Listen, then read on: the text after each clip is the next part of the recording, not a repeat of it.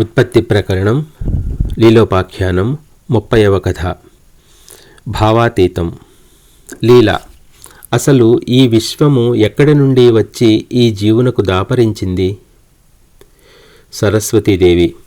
ఇదంతా ప్రాప్తిస్తున్నది నిజ భావనా బలం చేతనే.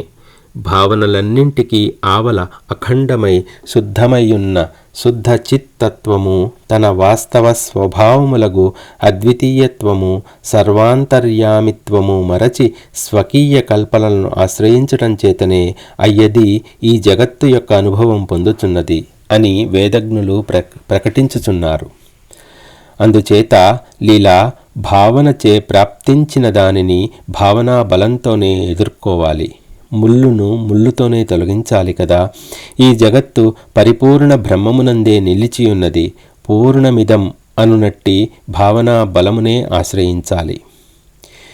ఈ జగత్తు అసత్యము అని చెప్పుటలో ఇదంతా లేదు అని ప్రతిపాదించటం శాస్త్రముల ఉద్దేశ్యం కాదు సుమా. రజ్జువునందు సర్పము యొక్క అనుభూతి వలె బ్రహ్మమే అయి ఉండి స్వతహాగా నిరాకారమయ్యున్న ఈ జగత్తునందు నీవు భ్రమాత్మకమైన అనేకత్వమును దర్శించుచున్నావు. అట్టి భ్రమను త్యజించు అనున్నదే శాస్త్రముల ఉపదేశసారమై ఉన్నది. ఒకానొక చోట ఒక మిథ్యాభావం అనుభూతమై ఉంటుందనుకో. ఆ దురవగాహన తొలగేదెట్లా? సత్యాసత్యముల రెండింటినీ సూక్ష్మబుద్ధి వివేచనములచే పరిశీలించి ఇది సత్యము, ఇది అసత్యము, ఇది గ్రాహ్యము, ఇది త్యాజ్యము అని గ్రహించుట చేతనే కదా. మాయ తొలగింపబడిన తరువాత ఇక అప్పుడు ఈ జీవుడే సర్వమునకు పరమకారణము అను విషయం అనుభవపూర్వకంగా తప్పకుండా తెలియవచ్చుచున్నది. ఈ జీవుడు స్వతహాగానే పూర్ణుడు. అయితే నేను జీవుడను అను జీవభ్రాంతి వలనే జీవత్వము ప్రాప్తిస్తోంది. ఈ జగత్తు సత్యమవని కాకపోని ఏది ఏమైనా ఇది చిదాకాశమునందే నెలకొని ఉన్నది. మోక్షస్వరూపులమగు మేము అట్టి అనుభవమునే కలిగి ఉంటున్నాము.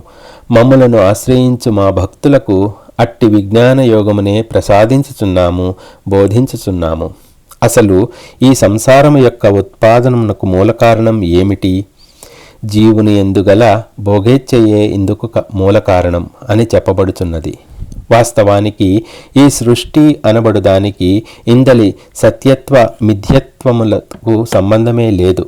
ఒక విషయం సత్యము కావచ్చు, మిథ్య కావచ్చు. ఇందులో గొప్ప విశేషమంటూ ఏదీ లేదు. కానీ ఇది పొందినప్పుడే నేను సంతోషము పొందువాడను అగుదును, లేకున్నా దుఃఖితుడను అను రూపము గల భోగేచ్ఛావృత్తియే సర్వ సంసారార్ అనర్థములకు ఉత్పత్తి స్థానమగుచున్నది. అనగా ఈ జీవుడు స్వయముగా శివస్వరూపుడై ఉండి కూడా తనకు తానే ఇచ్ఛా అను దోషముచే లేక కోరుకును విషయములు అను దోషధూళిచే కప్పబడి ఉంటున్నాడు. ఆ ఇచ్ఛలే తదనంతరము అతనికి ఇష్టాయిష్టములుగా సుఖదుఖములుగా ప్రాప్తిస్తున్నాయి. ఆ అనుభవం ఒక్కొక్కప్పుడు సంపూర్ణంగా మునుపటి వలనే ఉంటోంది. మరొకప్పుడు ఒకంత పోలికతోనూ, ఇంకొకప్పుడు పూర్తి వ్యతిరిక్తముగానో ఉంటోంది. చూచావా లీలా, ఇచ్ఛను అనుసరించి దృశ్యము పొందబడటం ఈ జీవుని సత్య సంకల్పత్వ న్యాయమును నిరూపించుచున్నది. కానీ ఈ అనుభవములు అనబడునవన్నీ మిథ్యాస్వరూపములే అయి ఉండి జీవాకాశమును ఆశ్రయించుకొని ఉన్నాయి. ఈ జీవుని ఇచ్ఛాసంకల్పముల బలమును అనుసరించి కొన్నిసార్లు శరీర త్యాగానంతరం కూడా వెనుకటి వలనే యత్నములు, సంబంధములు, వ్యక్తులు మొదలైనవి సంభవింపజేసుకుంటున్నాడు.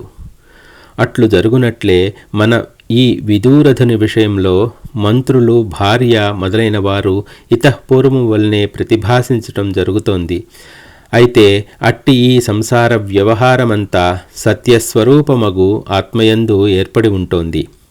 ఇది సత్యము అని ఎట్లు ఏది సంకల్పించబడుచున్నదో అది అట్లే వాస్తవమై ప్రాప్తించుచున్నది. విదూరధుని శుద్ధ సంకల్పతత్వమగు ఈశ్వరుని ఇచ్ఛను అనుసరించే ఈ పట్టమహిషి లీల అచ్చు నీవలనే ఉన్నది. సర్వమునందు ఏకరీతిగా ప్రసరించి ఉండే ఆత్మ చైతన్యమునందు ఇట్లు ప్రతిభ సర్వదా ప్రతిబింబిస్తూనే ఉన్నది. ఆయా రూపములన్నీ ఆయా అంతరంగ భావనా బలం అనుసరించే ఉదయిస్తూ ఉంటాయి. జీవాకాశమునందు మొట్టమొదటిగా సంకల్పం ఉదయించి ఆ తరువాత క్రమంగా ఆ సంకల్పమే బాహ్యమునందు ఇట్లు దృశ్యరూపమున గాంచబడుచున్నది. అంతరంగమున ఉన్నదే బాహ్యమున ప్రకాశించుచున్నది. ఓ లీలాదేవి, నీవు, నేను, ఆకాశము, పృథివీ, ఈ రాజు, ఇతని పట్టమహిషి, మంత్రులు మొదలైనవన్నీ చిన్మాత్రమే స్వభావముగా కలిగినవై అహంభావమునందు స్ఫురించుచున్నాయి. ఈ జగత్తులో కనబడేదంతా సత్త మాత్ర స్వభావము కలిగి యుండుట చేత తత్వజ్ఞులు ఈ జగత్తంతా చిదాకాశము యొక్క గర్భమునందే వాయువునందు స్పందము వలె ఉండి ఉన్నది అని చెప్పుచున్నారు. ఇది గ్రహించినప్పుడే నీ స్వస్వభావము ఏమిటో కూడా గ్రహించి స్వస్థురాలవు అవుతావు.